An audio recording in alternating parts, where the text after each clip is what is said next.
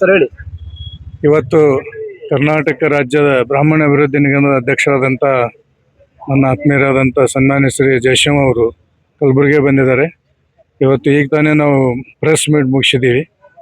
ಇದು ಬರುವ 8ನೇ ತಾರೀಕು ರವಿವಾರ ದಿವಸ ಕಲಬುರಗಿಯ ಜಯತೀರ್ಥ ಕಲ್ಯಾಣ ಮಂಟಪದಲ್ಲಿ ಪ್ರತಿಭಾ ಪುರಸ್ಕಾರ ಸಮಾರಂಭವನ್ನು ಇಟ್ಟಿದ್ದೀವಿ. ಅದಕ್ಕೆ ಸನ್ಮಾನ್ಯ ಸಚಿವರಾದಂಥ ಮತ್ತು ನಮ್ಮ ಸಮಾಜದ ಹಿರಿಯ ನಾಯಕರಾದಂಥ ಸನ್ಮಾನ್ಯ ಶ್ರೀ ದಿನೇಶ್ ಗುಂಡೂರಾವ್ ಅವರು ಆಗಮಿಸ್ತಾ ಇದ್ದಾರೆ. ಅದರ ಜೊತೆಯಲ್ಲಿ ಕಲಬುರಗಿ ಜಿಲ್ಲೆಯ ಎಲ್ಲ ನಮ್ಮ ಸಮಾಜದ ಮುಖ್ಯಸ್ಥರು ಮುಖಂಡರು ಅದರಲ್ಲಿ ಭಾಗವಹಿಸಿ ಇದೇನು SSLC ಪರೀಕ್ಷೆಯಲ್ಲಿ ಏನು ಅತ್ಯಂತ ಹೆಚ್ಚಿನ ಅಂಕಗಳನ್ನು ತಗೊಂಡು ತೆರಗಡೆ ಆಗಿದ್ದಾರೆ ಆ ವಿದ್ಯಾರ್ಥಿಗಳಿಗೆ ಒಂದು ಗುರುತಿಸುವ ಕೆಲಸ ಮತ್ತು ಅವರನ್ನು ಸನ್ಮಾನಿಸುವ ಕೆಲಸ, ಅವರಿಗೆ ಪ್ರೋತ್ಸಾಹ ಕೊಡುವಂಥ ಕೆಲಸ ಈ ನಮ್ಮ ಬ್ರಾಹ್ಮಣ ಅಭಿವೃದ್ಧಿ ನಿಗಮದ ವತಿಯಿಂದ ಇಲ್ಲಿ ಕಲಬುರಗಿಯಲ್ಲಿ ಮಾಡ್ತಾ ಇದ್ದೀವಿ. ಇದು ಡಿಸ್ಟ್ರಿಕ್ಟ್ ವೈಸು ಮಾಡ್ತಾ ಇದ್ದಾರೆ ಮತ್ತು ಡಿವಿಷನ್ ವೈಸು ಮಾಡ್ತಾ ಇದ್ದಾರೆ.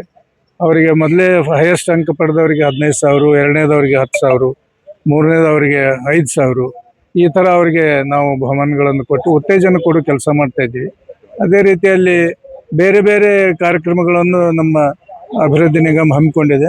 ಅಧ್ಯಕ್ಷರು ಅದರ ಬಗ್ಗೆ ಸಾಕಷ್ಟು ವಿವರಗಳನ್ನು ಈಗ ಪ್ರೆಸ್ ಮೀಟ್ನಲ್ಲಿ ಕೊಟ್ಟಿದ್ದಾರೆ.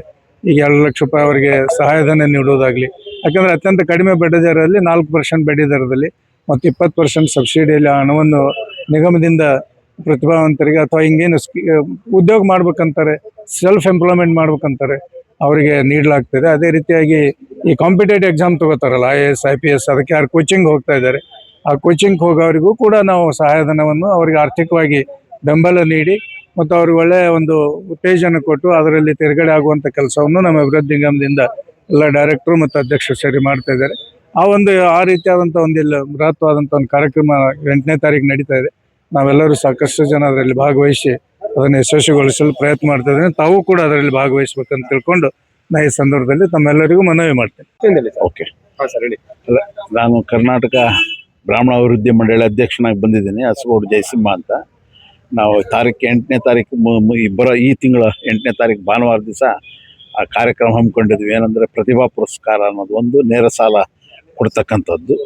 ಪ್ರತಿಭಾ ಪುರಸ್ಕಾರ ಅಂತಂತಂದರೆ SSLCನಲ್ಲಿ ಯಾರು ತೇರ್ಗಡೆ first rank, second rank, third rank, highest marks ತೊಗೊಂಡಿದ್ದಾರೆ ಅವ್ರಿಗೆ 15,000, 10,000, 5,000 ಕೊಡ್ತಕ್ಕಂಥದ್ದು.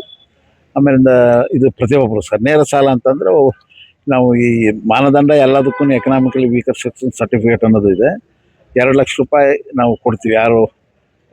ಯಾರಿಗೆ ಲೋನ್ ಸ್ಯಾಂಕ್ಷನ್ ನಮ್ಮ ಬೋರ್ಡಿಂದ ಆಗಿದೆ ಅವ್ರಿಗೆ, ಅವರು ಮೊದಲು 2 ಲಕ್ಷ ರೂಪಾಯಿ ತೊಗೊಂಡು ಗುಡಿ ಕೈಗಾರಿಕೆ ಅಂತ ಅವರ ಒಂದು ಜೀವನಕ್ಕೆ ಸುಧಾರಣೆಗೋಸ್ಕರ ಸಹಾಯ ಮಾಡ್ತೀವಿ.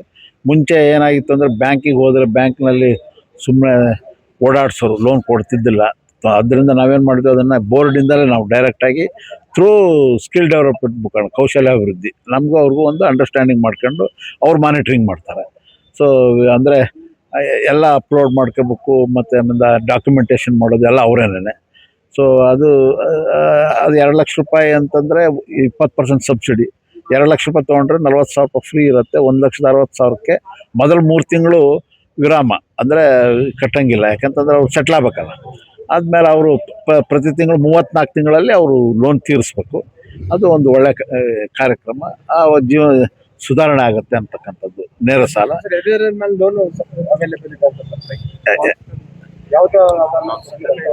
ಅಲ್ಲ, ಅದು ಗುಡಿ ಕೈಗಾರಿಕೆ ಮಾಡೋದು. 2 ಲಕ್ಷ ರೂಪಾಯಿ ಇನ್ನೇನು ನಿಮ್ಗೆ ಗೊತ್ತಲ್ಲ.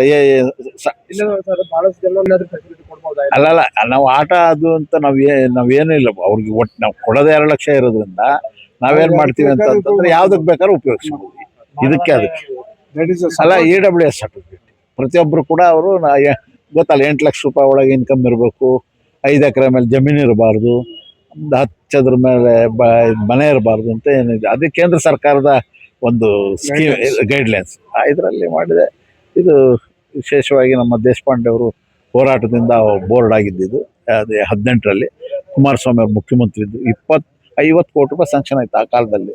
25 ಕೋಟಿ ರಿಲೀಸ್ ಆಯಿತು. ಇನ್ನು ಆಮೇಲೆ ನೆಕ್ಸ್ಟ್ ಪಾರ್ಲಿಮೆಂಟ್ ಎಲೆಕ್ಷನ್ ಬಂದು ಸರ್ಕಾರ ಬದಲಾವಣೆ ಆಯಿತು. ಅವ್ರು 4 ವರ್ಷ ಇದ್ದರು. ಬೇರೆ ಆವಾಗ ಅಷ್ಟು ಸ್ಪಂದಿಸಲಿಲ್ಲ. ಬಟ್ ಈಗ ನಮ್ಮ ಕರ್ನಾಟಕ ಸರ್ಕಾರ ಸಿದ್ದರಾಮಯ್ಯನವ್ರು ಬಂದ ಮೇಲೆ ಪ್ರತಿ ವರ್ಷ ನಮ್ಗೆ 10 ಕೋಟಿ ಕೊಡ್ತಿದ್ದಾರೆ. ನಮಗೆ 10 ಕೋಟಿ ಅದು ಈ ನಮ್ಮ ಸಾಂದೀಪಿನಿ ಮತ್ತು ಪ್ರತಿಭಾ ಪುರಸ್ಕಾರ, ಆಚಾರ್ಯ ಜಯಂತಿ ಇದಕ್ಕೆಲ್ಲ ಸಾಕಾಗಿತ್ತು. ಬಟ್ ಈಗ ನಾವು ನೇರ ಸಾಲ ಮಾಡೋದ್ರಿಂದ ಹೆಚ್ಚಿಗೆ ಬೇಕು. ಹೆಚ್ಚಿನ ಒಂದು ಅನುದಾನವನ್ನು ಇವಾಗ ಸರ್ಕಾರದ ಕೇಳಿದ್ದೀವಿ. ದೇ ಮೇ ಕನ್ಸಿಡರ್ ಸರ್ ಇಲ್ಲಿ ತನಕ 5 ಜನಕ್ಕೆ ಲೋನ್ ಕೊಟ್ಟಿದ್ದಾರೆ ಅಂತ ಮಾಹಿತಿ. ಲೋನ್ ಇಲ್ಲ, ಇನ್ನು ಈಗ ಸ್ಟಾರ್ಟೇ ಆಗಿರೋದು. 400 ಜನ, 400 ಮೆಂಬರ್ಸ್. ಹೌದು, 8 ಕೋಟಿ ರೂಪಾಯಿ.